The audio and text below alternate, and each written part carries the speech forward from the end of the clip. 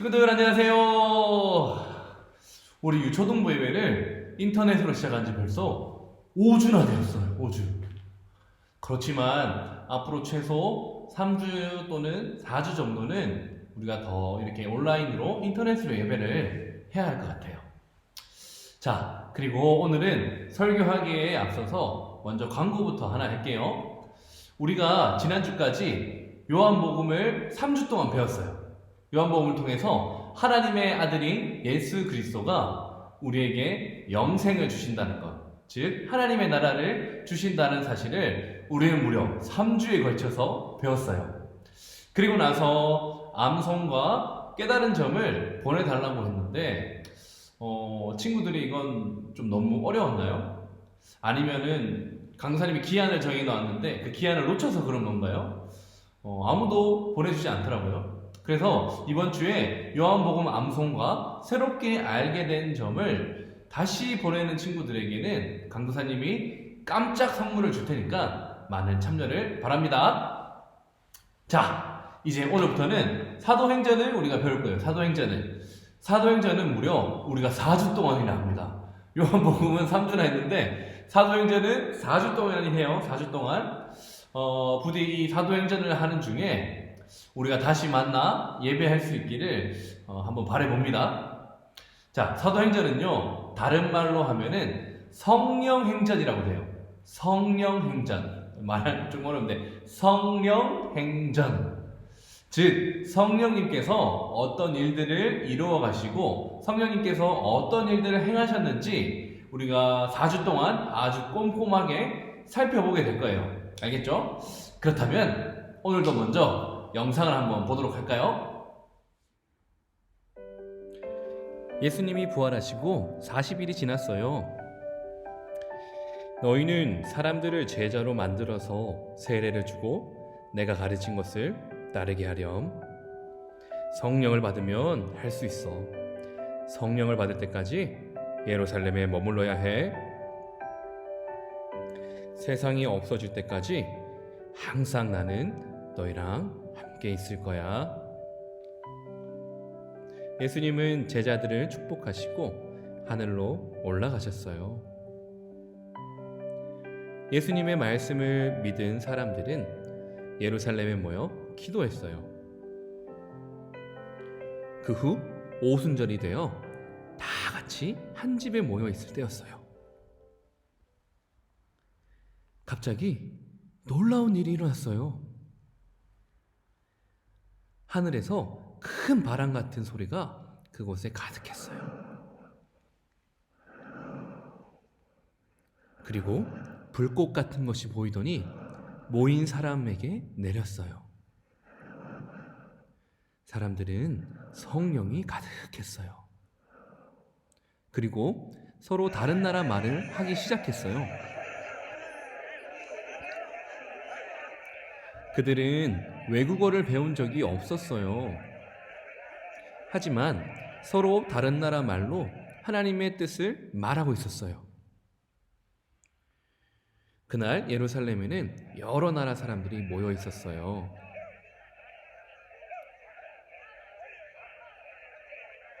예루살렘에 사람들이 정말 많군요. 이게 무슨 소리지? 외국 사람들이 그 집에서 나는 소리를 들었어요. 외국 사람들은 그 소리가 자기 나라 말인 걸 알고 깜짝 놀랐어요. 외국어를 모를 갈릴리 사람들이 외국어로 하나님의 일을 말하기 때문이었어요. 웬일이야? 갈릴리 사람들이? 그 후 성령을 받은 제자들을 통해 많은 기적이 일어났어요. 예수 이름으로 볼 수 있기를 기도합니다.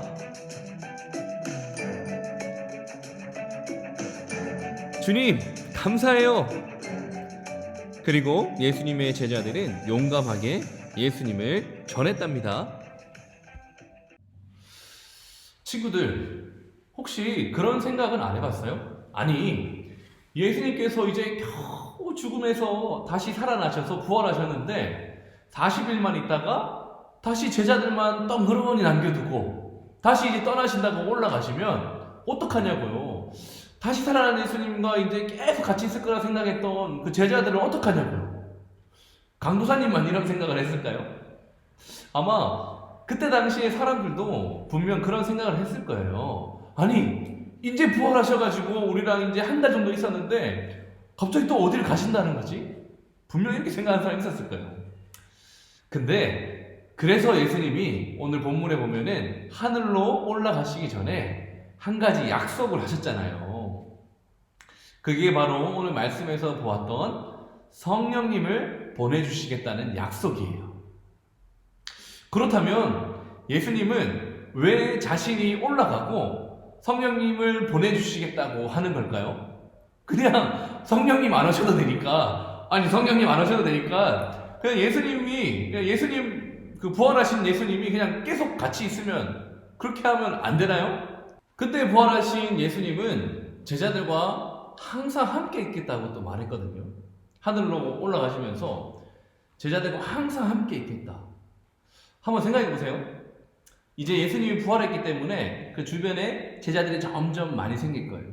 점점 많이 생기다 보면은 그 이스라엘에만 예수님의 제자들이 있는 게 아니라 뭐 아시아 지역이나 로마 지역이나 또 미국이나 유럽이나 이게 점점 이제 많은 제자들이 생긴다는 건데, 근데 예수님은 올라가시면서 제자들에게 내가 너희와 언제나 함께 있겠다. 제자들이 이렇게 많은데 오늘 우리나라까지 예수님을 믿는 사람이 이렇게 생겼는데 예수님이 그냥 부활한 몸을 가지고 있으면 저기 멀리 이스라엘이랑 여기 대한민국이랑 어떻게 같이 있을 수 있냔 말이에요. 여긴 낮이면 그래서 적어도 거긴 밤일 텐데 예수님은 잠도 안 주무시나? 그리고 어떻게 올 거예요? 물 위를 걸어서 오시나? 아니면 구름 타고 하늘 날아 쭉 이렇게 날아오시나? 예수님이 몸을 가지고 있으면은 여러 가지 한계가 생기는 거예요. 이런 걸 바로 뭐라고 얘기하냐면은 시간과 장소에 제한을 받는다라고 말하는 거예요. 부활하신 몸을, 육체를 가지고 있는 예수님은요, 이스라엘에 있으면서 동시에 여기 대한민국에 있을 수는 없어요. 뭐 중국, 일본, 미국도 마찬가지예요. 그분은 어느 특정한 시간에 그리고 한 가지 장소에만 머물러 계셔야 하는 육체, 그러니까 몸을 가지고 계신 거죠. 그렇게 육체를 가지고 있는, 몸을 가지고 있는 예수님이 제자들에게 이렇게 제자들 점점 늘어날 건데 너희와 항상 같이 있겠다 이렇게 말씀하신 거예요. 그건 뭐예요? 뭐 예수님 몸이 한 100개쯤 된다는 거예요? 아니죠. 바로 예수님이 이제 시간과 공간의 제한을 받지 않겠다라고 얘기하시는 거예요. 어떻게 해요? 바로 육체는 올라가고 보이지 않는 영으로, 성령으로 오신다는 거예요. 우리 성령님의 특징 중에 하나는 뭐냐면은 성령님은 영으로 존재하기 때문에 우리 눈에 보이지 않는다는 거예요. 눈에 보이지 않아요. 그러니까 여기에도 계시고 저기에도 계시는 그분이 어제도 계시고 오늘도 계시고 앞으로도 쭉 언제든지 그리고 어디에 있든지 우리와 함께 하시는 거예요. 육체로 있으면 이렇게 못하죠. 육체로 있으면은 한 가지 장소에, 특정 장소에 한 시간에 있어야 되는 거예요. 근데 영으로 계시면은 언제든지 그리고 어디에 있든지 우리와 함께 하시는 거예요. 저기 예루살렘에, 이스라엘에 있으면서도 동시에 대한민국에도 있을 수 있고 뭐 중국, 일본, 미국, 유럽 다 계실 수 있는 거예요. 그래서 앞으로 이제 사도행전을 쭉 보면서 이 성령님이 시간과 공간의 제약을 받지 않는 성령님이 우리와 어떻게 함께 하시는지를 살펴보는 게 굉장히 중요한 포인트예요. 오늘 본문에도 성령님이 오셔서 하신 일이 있어요. 그게 뭐냐면 아까 우리 영상에서 봤겠지만 바로 성령님이 오니까 이 제자들이 자기네 나라 말이 아니라 여러 나라 사람들의 말, 즉 외국어로, 뭐 어떤 사람 일본어를, 어떤 사람 중국어를, 어떤 사람 러시아, 어떤 사람은 뭐 스페인어로, 어떤 사람들은 영어로 이렇게 외국어로 하나님의 일을 막 말하기 시작했어요. 한 번도 배워본 적이 없거든요, 그 사람들은. 그러니까 주변 사람들이 막 놀라는 거잖아요, 그죠? 저 갈릴리, 저 무식한 사람들이 어떻게 우리나라 사람들 외국어를 이렇게 많이 아냐고 막 놀라는 거예요. 이게 바로 성령님이 오시니까 일어난 일들이죠. 근데 또 있어요, 또 있어요. 성령님이 오시니까 어떤 일이 또 벌어졌냐면은 오늘 본문에 우리가 동영상이나 본문을 우리가 살펴보진 않았어요. 이제 우리가 말씀을 살펴볼 건데 사도행전 2장 44절과 47절이에요. 우리 거기에 보면은 어떤 일이 생기냐니까 성령님이 오시니까 비로소 교회가 탄생합니다. 성령님이 오시고 나서 비로소 우리가 교회라고 말할 수 있는 그 초대교회의 모습이 탄생하는데 그게 우리 이제 말씀 가운데 2장 44절과 47절로 한번 살펴볼 거예요. 자, 준비됐죠? 같이 한번 읽어볼까요? 시작! 믿는 사람이 다 함께 있어 모든 물건을 서로 통용하고 또 재산과 소유를 팔아 각 사람의 필요를 따라 나눠주며 날마다 마음을 같이하여 성전에 모이기를 힘쓰고 집에서 떡을 떼며 기쁨과 순전한 마음으로 음식을 먹고 하나님을 찬미하며 또 온 백성에게 칭송을 받으니 주께서 구원받는 사람을 날마다 더하게 하시니라. 아멘. 자, 친구들, 그 보이지 않는 성령님이 오셔서 하시는 가장 큰 역할 중에 하나가 바로 우리가 하나님의 나라의 백성답게 살 수 있도록 하는 거예요. 우리 지난주까지 이제 요한복음을 살피면서 뭘 배웠냐면은 하나님의 아들 예수 그리스도가 우리에게 영생을 준다. 그래서 제목이 영생을 주시는 하나님의 아들 예수 그리스도였잖아요. 바로 그 예수님이 우리에게 영생, 하나님의 나라를 우리에게 주시는 거예요. 그러면은 성령님은 그 하나님의 나라에 합당한 그 하나님의 나라의 백성답게 살 수 있도록 하시는 분이 바로 성령님이라는 거예요. 예를 들어서 우리 친구들이 막 다른 친구들, 다른 가족들, 뭐 형제들 중에 언니, 오빠, 누나, 동생, 다른 친구들을 미워하고 아니면 부모님에게 거짓말하고 아니면 친구들 막 때리고 싶고 막 거짓말하고 싶은 그런 나쁜 마음이 들 때 성령님은 그런 일을 하지 못하도록 하나님의 나라의 백성답게 살 수 있도록 새로운 마음을 주시고 오히려 방금 전에 읽었던 말씀처럼 다른 사람들을 위해서 내 것을 기꺼이 나누어 줄 수 있는 그리고 다른 사람을 사랑할 수 있도록 우리를 도우시는 분이 바로 성령님이라는 거예요. 아시겠죠? 예수님 우리에게 영생 하나님의 나라를 주신다면 성령님은 우리가 그 나라의 백성답게 살 수 있도록 도와주시는 거예요. 예수님은요 하늘로 올라가시며 제자들을 그냥 홀로 남겨두신 것이 아니었어요. 그 영으로 제자들과 함께 하시며 그들을 여전히 돕고 계셨죠. 오늘날 우리도 마찬가지예요. 예수님의 몸은 저기 하나님의 오른쪽 하나님이 계시는 곳 그 오른편에 앉아 계시지만 그분은 성령님을 통하여서 언제나 우리와 함께 하시는 분이에요. 지금도 그래요. 지금도 강도사님은 설교를 위해 이렇게 교회에 있지만 우리 친구들은 집에 있잖아요. 하지만 지금도 예수님은 성령님을 통해서 우리와 함께 하시는 거예요.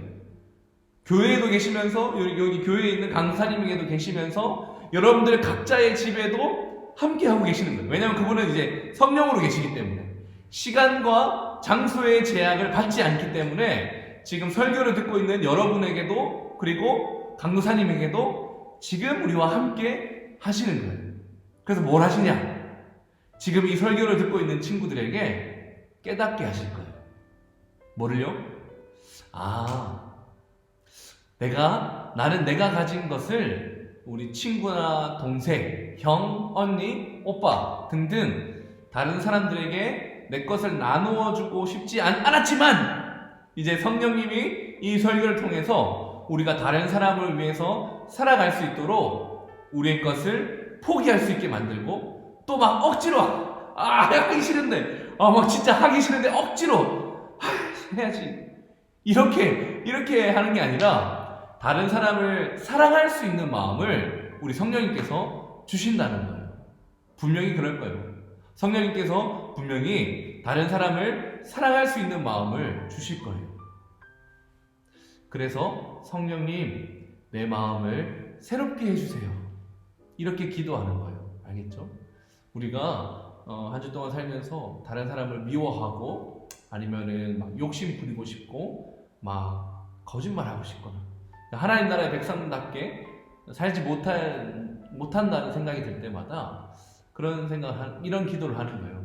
성령님, 내 마음을 새롭게 해주세요. 내 마음을 새롭게 해주셔서 내 주변에 있는 친구들이나 가족들에게 내가 사랑하면서, 근데 그 사랑을, 내가 가진 것을 나누어주고 포기하면서 그 사랑을 내가 표현할 수 있도록 내 마음을 새롭게 해주세요. 이렇게, 알겠죠? 그럼 이번 한 주간도 우리와 함께 하시는 그 성령님의 도움을 받으며 우리 모두 내 것을 나누어 줄 수 있는 그런 시간을 살길 바래요. 안녕!